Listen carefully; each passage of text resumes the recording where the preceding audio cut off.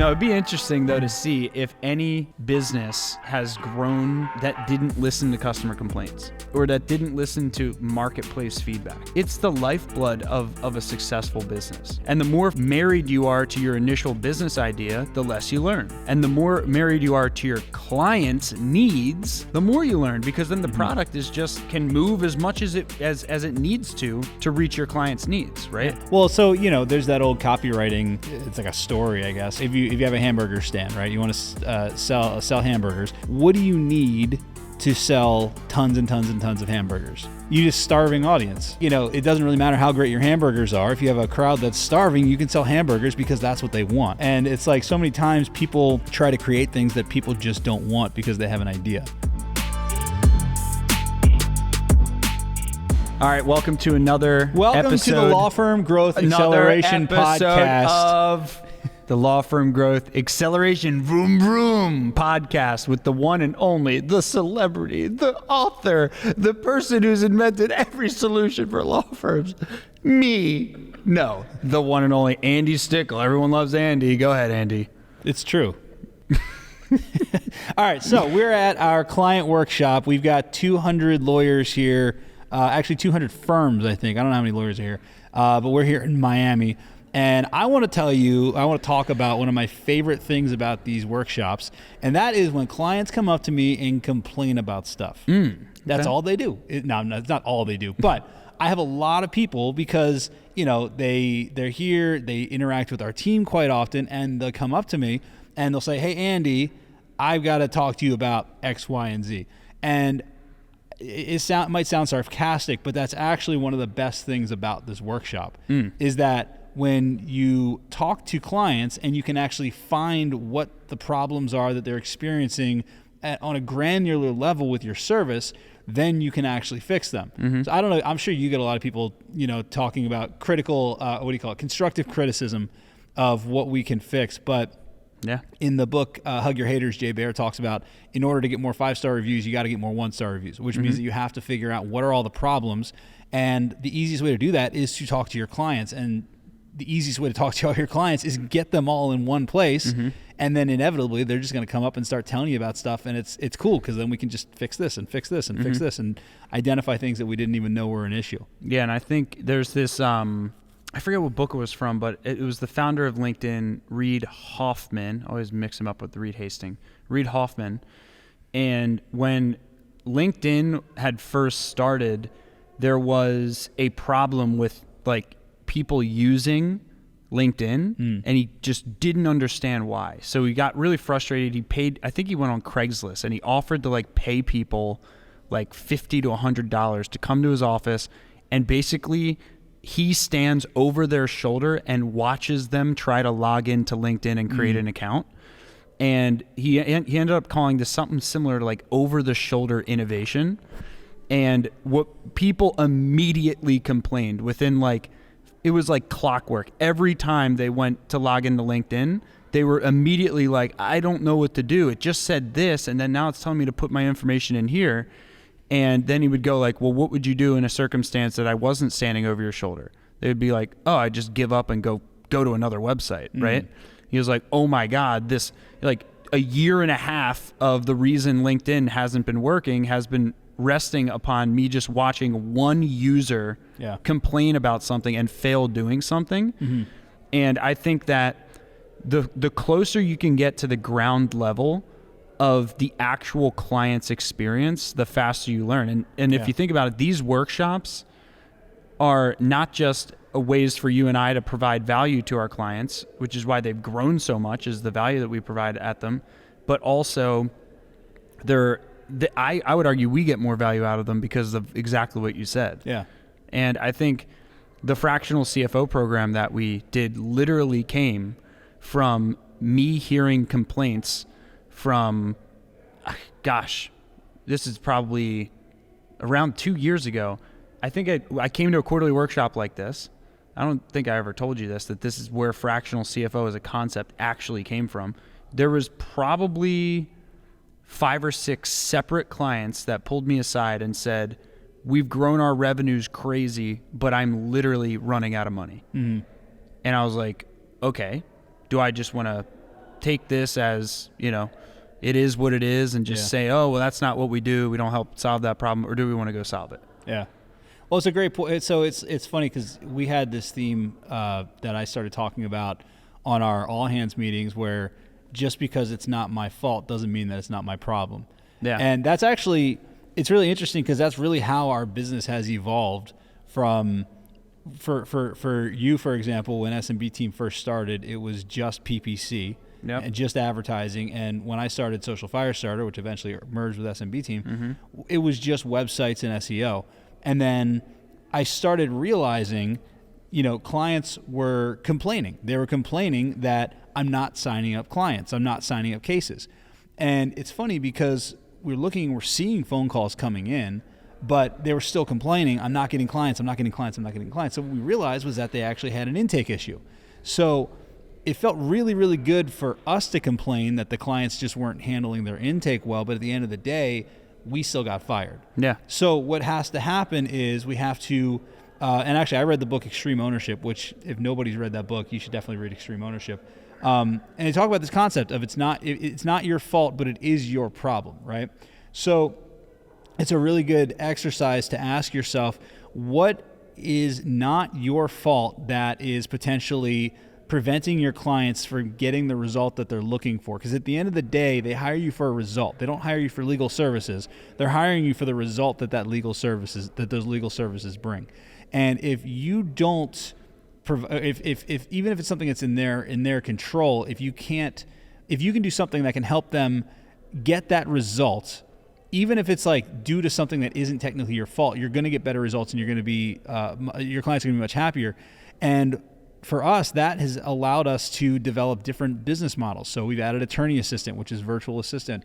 We've added fractional CFO. We've added fractional COO, which is dealing with teams. And eventually we're going to add recruiting and hiring and things like that. And these are all to solve problems that our clients have essentially complained to us about, that it would be very easy for us to say, oh, that's not our problem. That's not our wheelhouse. That's not what we do. But ultimately we understand that we're not just selling marketing services. We're not just selling coaching services. We are selling the result of having a law firm that is more profitable than you've ever had before, having a law firm that gives you more free time than you've ever had before, and still delivers amazing results.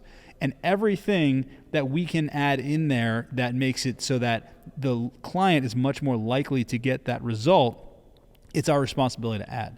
And the only way we can find those things is by talking to clients and by asking them and figuring out, not even asking them, because a lot of times they don't even know exactly what they want, but they'll be articulating problems, and then we have to go as the entrepreneur and say, well, how do I solve that problem? And it's really been interesting, and we always learn new stuff every time at these events. Yeah, and it makes me wonder if the rate at which you listen to your clients' problems and make decisions based on them could potentially be in direct proportion to how fast your business grows. Like, it'd be interesting to see if there's a stat on that. Mm-hmm. But I can't imagine any business that could potentially see breakthrough success that wouldn't listen to customer complaints. Like, I just can't imagine how it's possible. I mean, if you think about, there's many different ways that people express complaints, right? There's ways that people, okay, my dog just came in here, and I need you to meet my dog, everyone. Jade, come. Can you let her off the leash? Jade, come. Where's your daddy? Jade, come here. You're going to go on podcast, okay? Mm-hmm. And we're going to hear your complaints. I didn't get enough bones, right? Okay, I got to go back to mommy. All right. Go ahead. What were you saying? I don't even remember anymore. No, it'd be interesting, though, to see if any business has grown exponentially that didn't listen to customer complaints, or that didn't listen to marketplace feedback. I feel like it's the lifeblood of a successful business. Mm-hmm. I think the real reason that people don't succeed in software businesses, I was talking to someone outside, and like the real reason that people don't succeed in software businesses, in my viewpoint, is they had some grand idea, mm-hmm. and they thought this grand idea was enough to create product market fit. Yeah. And then they enter the market and come hell or high water, I'm going to make this grand idea work. Mm-hmm. But the marketplace is going to respond. There's a reason 99.9% of software businesses don't reach product market fit and don't get 15 to 20 to 30x revenue multiples. It's because most software businesses don't work from the initial idea, right? And the more married you are to your initial business idea, the less you learn. And the more married you are to your client's needs, the more you learn, because then the product is just, it can move as much as it needs to reach your client's needs, right? Yeah, to solve one problem. Well, so, there's that old copywriting, it's like a story, I guess, like if you have if you're trying to sell if you have a hamburger stand, right? You want to sell hamburgers. What do you need to sell tons and tons and tons of hamburgers? Like, you need like Wagyu beef, or do you need like some top secret recipe, or do you need like really good packaging, really good branding? Like, do you know what the answer is? You need a system to sell a lot of hamburgers. Yeah, but what else? It's the most obvious thing that most people don't think about. I don't know. You need a starving audience. Oh yeah. You need a crowd that is starving. That's like, it doesn't really matter how great your hamburgers are. If you have a crowd that's starving, you can sell hamburgers because that's what they want. Yeah. And it's like so many times people try to create things that people just don't want because they have an idea. Yeah. And that's the worst thing you could ever do. That's why, like, when I started Review Judge, which was software for lawyers, it was a software that basically helped lawyers get reviews on autopilot. So I had a hunch that lawyers wanted this, but I didn't build it until I ran a webinar. Yep. And I had, 200 lawyers on the webinar. And before I did the webinar, I did a survey. And it was questions like, why do you think reviews are important? What's stopping you from getting reviews? What's your biggest fear around reviews? What do you want to avoid at all costs? Mm-hmm. And I took the answers from the survey, and that's what I used to shape the features of the software. Mm-hmm.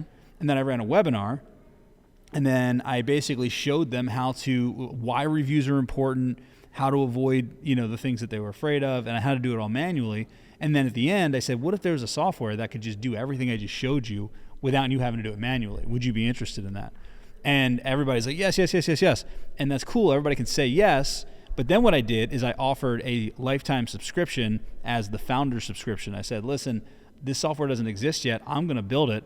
And anyone that supports me in building the software, you're going to get a lifetime subscription to $1,000. And I sold over 100 of them, right? So what that showed me was, first of all, this is a messaging that people want. And not only is it people saying that they want it, they actually pulled out their credit card and they swiped it or entered the number, because people vote with their credit cards. Mm-hmm. And then and only then did I have the confidence to actually launch this product, because the worst scenario you can do is waste hundreds of thousands of dollars building something, and even worse, waste the time building something that people don't want. Yeah. It's the smartest way to do it.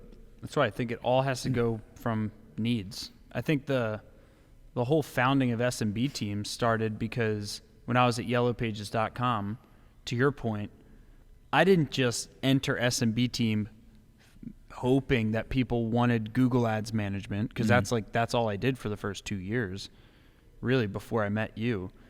And I didn't just guess that was what people needed. I sold like somewhere close to $1 million in business in my first year, selling pay-per-click services from arguably one of the crappiest pay-per-click vendors ever, which was Yellow Pages, which now no longer exists. I mean, they went belly up.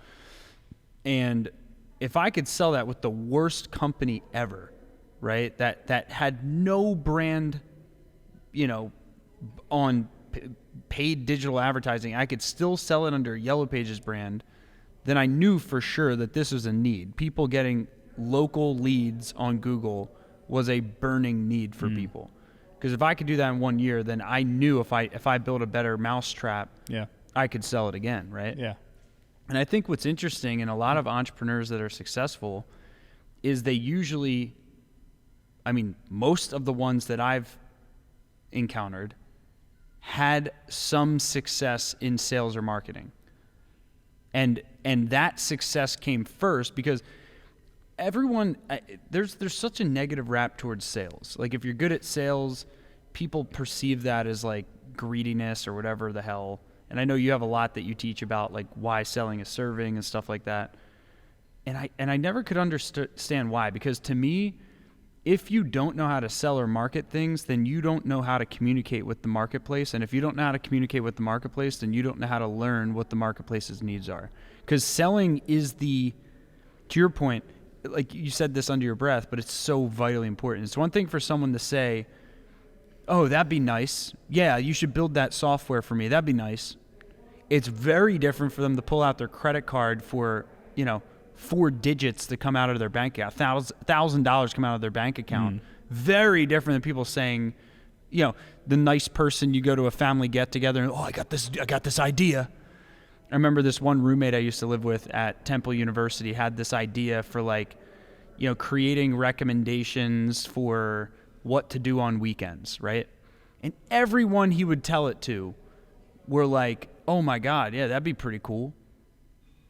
But he never actually tested what would be the monetization sequence. What would people actually pay for this? Like, would they not pay for that? So he basically spent like months, maybe even years of his life and never actually, and pursuing this idea, bringing it up all the time. He didn't really fully pursue it, but this was in his mind for like 2 years. And because he never actually confronted the marketplace about it in a way where their purchase behavior was tested rather than their words at a party, right? He never actually confronted it. Most people's business ideas are dog shit. Yeah. I mean, I've heard so many I have an idea conversations, and I'm just like, oh, you ever get the people who are like, I don't want to tell you it, but I need you to sign an NDA? Yeah. And that's how that those always make me laugh, because I'm like, look, I mean, well, look, the truth is most people are nice. Most people aren't going to sit, like, if you're at a party and I'll be honest, I've done this too. People have come up to me and they've told me ideas. I'm like, oh, that's a great idea. And then they'll leave and my wife will be like, oh, what were you talking about? I'll be like, I don't know. He was telling me this business idea that's freaking insane. And it's rather like than the Tony telling Robbins event. Yeah. Rather than being a jerk, because I'm polite, so I'm like, oh yeah, cool, good luck with that. That's cool. And look, maybe I'm wrong. It's not something that I would buy. Yeah. But the truth is that most people will not tell you that your baby's ugly. Most people will just say, oh yeah, cool, that sounds great. Good luck with that. And then you'll get that false sense of security. Yeah. And you'll go down a rabbit hole and waste tons of money, and even more importantly, waste tons of time on something that was never going to work in the first place because you didn't verify it. We should talk about the Tony Robbins event because that's a funny story. So, all right. We've been kind of like hush-hush about this, but it's time that we actually explain what happened. So Andy and I go to this Tony Robbins event, Business Mastery. We love Tony Robbins. I've gotten a ton of value from him in the past. I've done Unleash the Power Within when I was younger. It was a big transition point for me. Love his books. I think his message is great. We did Business Mastery. Andy was the one that actually more so pushed me to do it. And Andy didn't even really want to do it. His business partner, Ian, was the one that really wanted to do it. My supplement company, yeah. So we just kind of like went along with Ian's excitement was really what happened. So we didn't really know what we were showing up I was pretty excited about it. I thought it was going to be really cool. I was too. Yeah. Yeah, I was excited about it. And we show up and the first of all, like Tony's first presentation was really good. Mm-hmm. I thought that it was very well done. It was awesome learning from the head honcho. And he was really close to us from where we were sitting. Like you got that one photo of him like right behind a selfie you. of him right behind me. And like we start going through the event, and then it was right when the other speakers started that I feel like the event kind of lost a little bit of our attention. Jump the shark. And it had nothing to do with the quality of the speakers. It had to do with the time wasted between speakers in meaningless exercises, which I'll now kind of explain. Literally, actually. Yeah. Literally, he actually had backup dancers, which was hilarious. Yeah, I know there are backup dancers control. that came on stage. Yeah. That was cool, and it was cool to jump around for 1 or 2 times. But then this exercise kind of comes where it's like, throughout this business mastery event, you're going to build a business and you're going to do it with a group of people in the business mastery audience. And there's probably thousands, right? It was at least 1,500 in the room. Yeah, so probably 1,500 people in the room. How much was it? We paid $10,000 a piece. Yeah. Whoa. Yeah. So, okay, there's all these people in the room. So Andy and I get broken up in groups, right? And this ties in the business idea concept of we have to create a business, right? So Andy gets put in a group, I get put in a different group. And I come up to my group, and Andy and I had missed part of like day one where they had started this. So we enter the groups after they've already had conversations about their business concept, right? So I enter my first conversation, and the team is so excited about this. I'm like, what's our business idea? We can come up with anything, right? And we're going to be judged in our ability on how quick we go to market. I'm like, all right, so what's our business idea? They're like, all right, listen, and don't shut it down. It's really, really good. Okay. All right. We're going to sell cabbage. Was it because of the team name? Isn't that what it was? Yeah, because it was like... You were the goats. That's yeah, what you because were, yeah. we were the goats. That's the team name they chose. And they're like, okay, well, get this. What do goats eat? Cabbage. Do goats even eat cabbage? I don't even know. This whole time I'm thinking like I'm being filmed. This has to be a joke, right? Right. Dude, this entire group of people was sold on the fact that I had to spend 25 minutes convincing them that it was a shit idea and they should be ashamed of themselves for spending... You spent $10,000 a piece. Hours last night, like 2 a.m. I think day one ended. Yeah. The hours last night coming up with cabbage as your business concept. Are you kidding me? So I finally convinced them that and you could tell, and I told them my experience in business. So then after they weren't listening to me, I was like, listen, guys, you don't understand. I run a 150 employee company. We've scaled from 0 to multiple 8 figures. You need to listen to me right now. This is a terrible idea. So they calmed down. And then I'm like, we need to sell video, because part of the requirement of the job of the competition was we had to create a video selling our services that would be judged at the end of the event. So I'm like, okay, I know exactly what business we're going to make. We're going to create videos for all the teams here, because the metric we get measured on is how fast we can go to market, how fast we can get money from people. I'm like, dude, here's our audience. Everyone needs a video. Let's fucking make videos for people. Like, that's what they need for this thing. And they're like, oh, I didn't think of that. I was like, yeah, you doofuses. So I love the word doofus. So tell us about your idea. Now, your idea was way better than mine. So was it? I don't know. So, okay.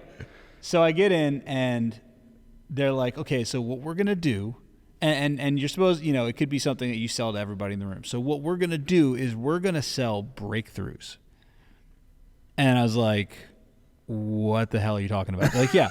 So we're going to be like little Tony Robbinses, and we're going to go and we're going to sell breakthroughs to people. So I was like, well, what kind of breakthroughs? Like what, like in business or in like relationships? They're like, yeah, just breakthroughs to people. Like, are we talking about entrepreneurs? Are we talking about couples? Are we talking about just breakthroughs? And like, so the funny part is that I'm sitting here just kind of like questioning them, because I understand in marketing, as you know, it's when you speak to everybody, you speak to nobody. And, it's like we're trying to solve problems that just we haven't even defined the result. Like a breakthrough is such a vague thing, right? Yeah. And I think the point of these stories is that so many people want to come up with a business idea, but they don't actually stop and think, what is the market actually asking for, right? So I always ask the first question whenever I talk to anybody, because people ask me all the time about, hey, Andy, I'm trying to, get more customers for this. I'm trying to get more clients for this, whatever it is. I always say, okay, well, first of all, who is it that you're actually serving, right? So for us, we serve law firm owners, but not even just law firm owners. Specifically, law firm owners that typically make more than $250,000 a year in revenue, that are typically going to be family law, criminal defense, immigration, like transactional law firms that are actually where somebody actually swipes a card. And we also work with personal injury. But that's a different avatar, and they have different problems, and they have we have different solutions and things like that. So, but the only way you can figure out what people actually want is first you have to identify the avatar, and then you have to ask yourself, okay, well, what do they actually want? And a lot of times when you tell people what they want, they're not actually going to tell you. A lot of times what they really want comes through observations. Mm-hmm. And to tie it all back to this event, it comes to observations. I actually saw this statistic recently. Do you know the number one selling book in the world? Bible? Yeah, it's the Bible. Mm-hmm. Do you know how many people have actually read the Bible? What percentage of people in the world have actually read the Bible? What percentage of people in the world, or people who bought it? What percentage of people who actually bought the book read the Bible? I don't know the number, but 1%? I know it's low. Yeah, it's very, very low, right? So people will tell you what they think the right answer is, right? Mm-hmm. People tell you, oh, the most important thing to me is my kids. And then they spend, on average, Americans spend 5 hours on social media and screen time a day and less than an hour a day spending with their kids, right? So people will tell you one thing and then they do another thing. Yeah. So not only ask them, but also observe what they do. And honestly, observing what they do is more important than asking them. That's why I don't ask you, do you want to buy this? I give you the opportunity to buy it. And if you swipe your card, that's the vote that I count. I don't count if you think it's a good idea or not, So rewind to this Tony Robbins event. So Andy and I, we experienced this crazy kind of business exercise, and this is, I think, midway through day 2, and at this point, Tony Robbins isn't even speaking anymore. Hit videos of him. A video of Tony Robbins. Okay, like that was. Wait. The best part is they're like, Tony's backstage. He's going to hear you make a lot of noise, and they're like, Tony Robbins, and then they play a video. Hello, everyone. My name's Tony Robbins. But it wasn't even a video. It wasn't even a video of recent Tony Robbins. No. It was a video from like 1997. Yeah. Tony Robbins, where he's like 30 years younger than the guy that we saw yesterday. Yeah. It was like Tony Robbins' son in the video. But it's not just like it was like a 15-minute clip. It was probably like an hour and 20-minute video. It was an entire session. It was like really, really long. So like we're sitting there, we're like, okay, I can get this video on YouTube. I actually looked it up on my phone. I was like, this exact same video is on YouTube. And then all these things kept coming back to the exercise. And then there's, the real thing that caused me to realize it wasn't for us was this is a big insight that I had from it. And this is something I learned from Cameron Herold, who coached us for a while, where he would say, like, he believed that, because he runs a coaching business too, that there's sometimes when you try to over deliver for someone, there's a diminishing level of return if that over delivery causes inefficiency, right? Mm-hmm. So like, I believe the Tony Robbins event, the content in the event was great content. However, the fact that Tony's version of over delivery with that event was literally people leaving the event at 2 a.m. on day 1, that to me is unacceptable. Like, could you imagine how pissed off our 200 clients in the room would be if we didn't stop coaching them until 2 a.m.? They would literally cancel and be fucking pissed at us. And they should be pissed, because that to me is sloppiness. That's not over delivery. Like, why couldn't you just compress what you wanted to learn? I actually think that it does more harm than good, not just for your reputation, but also for implementation of the clients. Yeah. Like, give them 3 things to implement. Don't give them 19 hours to implement, because then nothing will get done. Also, like, think about implementation, because that's a great point. How do you implement when you're literally, you have to wake up at 7 a.m. the next day, you get 5 hours of sleep? Yeah. Do you realize that ruined your implementation juice for the remaining 4 days of the event? So I don't know. It's just something I didn't agree with. I am not saying the content was bad content. I'm saying how painful it was to receive the content and how long it took to receive the content was the gripe that I had. Yeah. No, I had pages and pages of notes from Tony being up there, which was a good thing, but is also, it was overwhelming. Yeah. And we've done this before. Like, we're not, this isn't our first rodeo at business conferences and things like that, you know? So it was definitely, but it was an experience to say the least. So I say that because the whole business idea concept is what led into that. Is when we did this exercise, everyone had this amazing business idea, but never really thought about, like, you know, what people actually needed. And that's why Andy and I kind of were like, you know, or what the avatar was, or what we were actually selling, and what niche within it. And I just think that a lot of people who don't succeed in entrepreneurship don't embed reality into their ideas and into the products that they offer the market. They embed whatever the hell they think is interesting into the market. So if I like doing X, I create a business about X.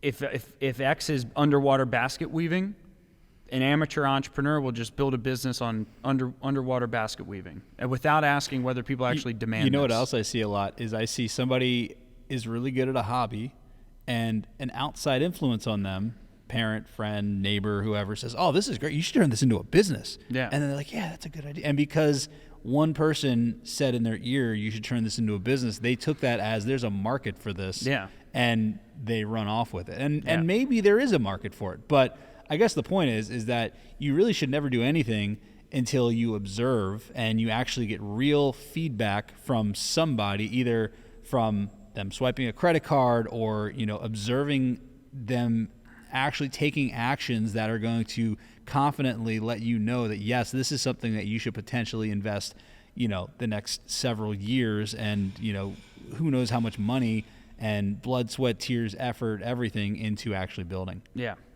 I think it's a balance of, to Andy's point, it's like, it's a balance of studying purchase behavior, user behavior, and user feedback. Because, like, what we led with is, like, the value of these workshops. Like, we listen to user feedback, but that's only one prong of it.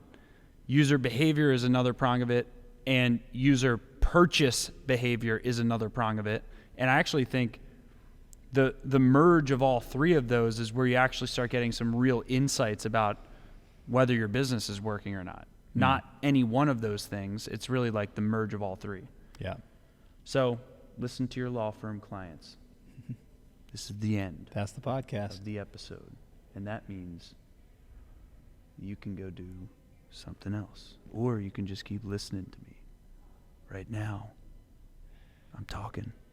And you could have just So here's off. A great example. What we'll do is we'll watch the end of our podcast. We'll watch our retention graph. And then when Bill goes on these weird things, we'll see that the retention drops. And they'll be like, hey, look, based on the user feedback, let's just cut the episode. All right. And we're out. All right.